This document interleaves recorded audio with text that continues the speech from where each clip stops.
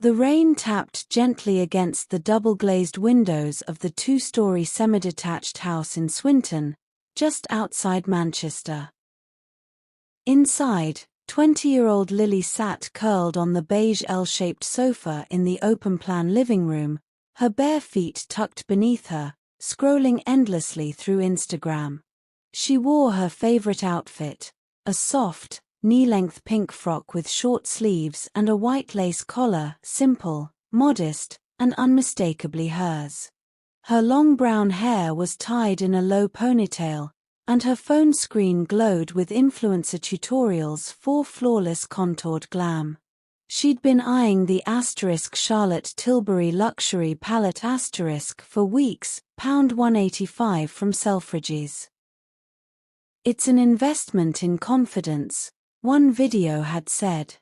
But Lily had no income beyond the occasional cafe shift that barely covered her student railcard and phone contract. Her parents had always encouraged financial responsibility, but lately, the pressure of university deadlines and social comparison had clouded her judgment. Her eyes drifted toward the garage door, visible from the kitchen. Her father's tools hung there, neatly arranged on a pegboard since as far back as she could remember. Spanners, pliers, a hand drill, and that old wooden-handled hammer with faded engraving. To my boy, E. Hartley, 1962. Her grandfather had given it to him before he passed. Dad rarely used them now. He worked as a project manager for a civil engineering firm, but he'd dust them every Sunday like they were sacred. He hasn't touched them in months, Lily muttered to herself, chewing her lip. They're just sitting there. The next morning, while her father was away at a site inspection in Bolton, she made her move. She wore the same pink frock, now paired with a denim jacket, and carefully removed each tool. She wrapped the hammer in an old tea towel, placed everything in her oversized canvas tote, and cycled to a pawnshop in Eccles.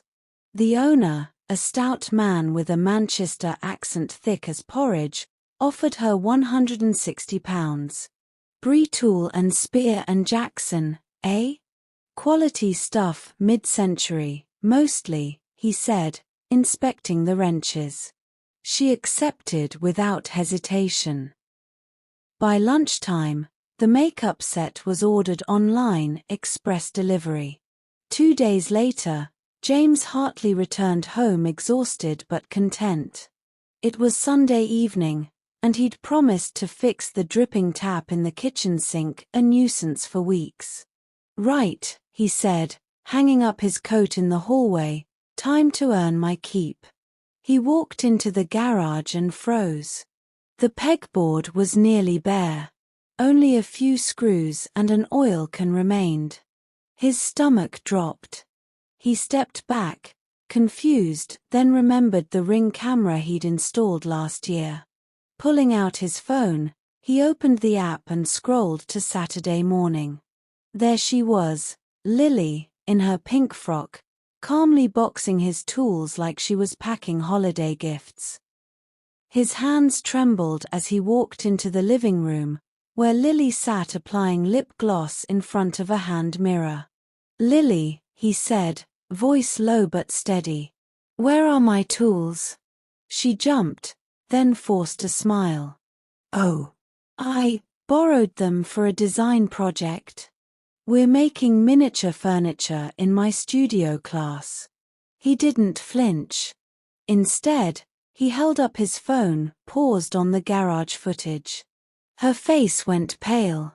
"I sold them," she blurted, then added defensively, "but it's not like you use them. You've got power tools in the shed anyway." "I needed the money for something important." "Important?" James repeated, his voice cracking. "Those weren't just tools, Lily. That hammer belonged to your grandfather. He taught me how to build your first dollhouse with it. The Brie tool set. He Saved for months to buy it after the war, when money was tight and rations were still a thing. He paused, eyes glistening. You sold memory for, what? Lipstick. Lily looked away, muttering, everyone at uni has that palette. I just wanted to feel normal. James sighed deeply. In modern Britain, many fathers leaned toward dialogue over discipline. But some lines couldn't be uncrossed with words alone. Go to your room, he said quietly. Think about what you've done. We'll talk tonight, properly. That evening, after tea, she'd barely touched her shepherd's pie. James knocked on her door.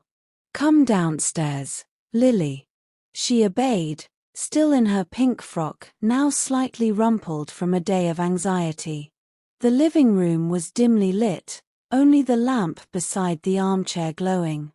James sat on the edge of the sofa, holding a wooden hairbrush she hadn't seen since she was 12, smooth, dark oak, worn from time. I don't take this lightly, he began. What you did wasn't just dishonest. It showed a lack of respect for me, for your grandfather, for what this family values.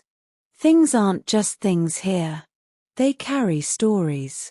He explained that in their home, trust was earned, not assumed, and when it was broken in such a selfish way, consequences followed. You'll be paddled, he said firmly. 6 strokes. 1 for each truth you need to carry forward. Lily's eyes filled with tears. Dad, please, I'll return the makeup. I'll work to pay it back. This isn't about money, he said gently. It's about character. He guided her over his knee. Her pink frock rode up slightly at the thighs as she lay across his lap, her hands gripping the sofa cushion. The first stroke landed with a sharp asterisk thwack star. She gasped. 1 for taking without asking, he said. Asterisk thwack dot asterisk 2 for lying about it. Asterisk thwack dot asterisk 3 for treating family heritage like rubbish. Asterisk thwack dot asterisk 4 for valuing vanity over virtue. Asterisk thwack dot asterisk 5 for dismissing my pain. Asterisk thwack dot asterisk 6 for breaking my trust. Each stroke was firm but controlled, not cruel, but undeniably painful. By the end, Lily was sobbing quietly, her body trembling, not from anger, but from the weight of her shame. When it was over, James lifted her gently and pulled her into his lap like she was 5 again. She buried her face in his chest, her pink frock damp with tears, her voice muffled. I'm so sorry, Dad, she whispered. I didn't know. I didn't think. I just wanted to look like those girls online. But now I see, those tools were part of you. Part of us. She lifted her head, eyes red and raw. The makeup hasn't arrived yet. I'll cancel it. And I've already applied to work weekends at Costa in the Swinton Square. I'll pay every penny back and more. I'll help you search for the tools online. Maybe we can buy them back. James held her tighter. In modern British parenting, emotional repair often follows discipline. I believe you, he said. But trust isn't rebuilt in a day. It's built in choices, small ones, every day. She nodded, wiping her cheeks. Then I'll make the right ones. The next week, Lily did exactly as she promised. She cancelled the order, used the store credit to buy cleaning supplies for the garage, and started her new weekend job. Every evening, she joined her father in the garage, helping him reorganize what remained. He told her stories, how Grandad Hartley fixed bicycles for the whole street in the 1960s with that very set of Britool wrenches, how he'd once repaired a neighbor's pram with the hand drill after the war. One rainy afternoon, while sorting old boxes, Lily found a photo, her grandfather and father, both in flat caps, standing proudly beside a wooden birdhouse they'd built together. On the back, in faded ink, *Eddie and Jamie, Summer 78. She framed it in a simple oak finish and hung it on the garage wall, right where the tools used to be. 3 weeks later, on a crisp November Sunday, Lily prepared breakfast, scrambled eggs, toast, and proper English tea in the bone china mugs her mother had left behind. She wore her pink frock again, freshly washed and pressed. On the kitchen table beside her father's plate sat a small white envelope labeled in her neat handwriting, *Tool Fund, Week 3, £45. James smiled as he sipped his tea. The suburban home was quiet, warm, filled with the scent of toast and the soft hum of the kettle.